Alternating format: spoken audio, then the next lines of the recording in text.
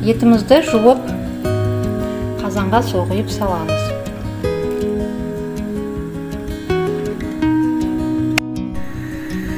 Сәл қайнаған соң көбігін аламыз.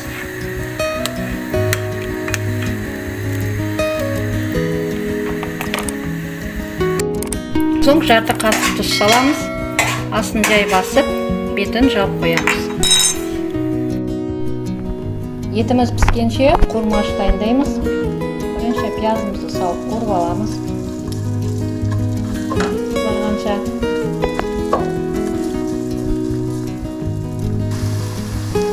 Артынан сәбіз, свекла және сәл ғана жартылай ашты бұрыш саламыз.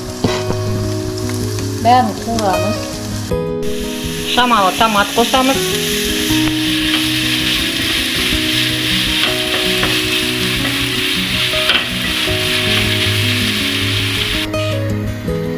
Қуырған қуырмашымызды сорпаға саламыз. Етімізді бір сағаттан аса пісіріп аламыз. Етіміздің піскеніне 1 сағаттан асты. Енді капустаны майдалап турап, үстінен саламыз.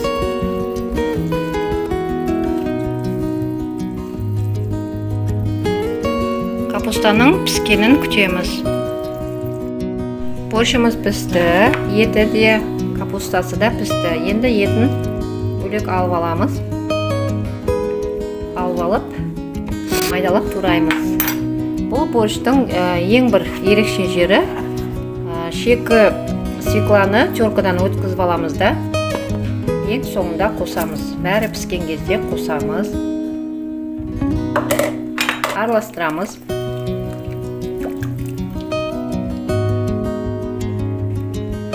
Араластырып, бір бұрық еткенше крышкасын жауып қоямыз.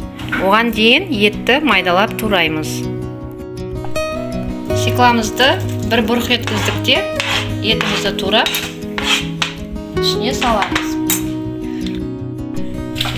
Етті турап салып араластырамыз. Бұл борщтың ерекшелігі қызылшамыздың бүкіл дәрумені сол күйінде сақталады. Қызылшамызды борщ піскен кезде шикі күйінде майда теркадан өткізіп, бір өткенше ғана қайнатамыз. Сондықтан қызылшамыздың бүкіл дәрумендері өз бойында сақталады.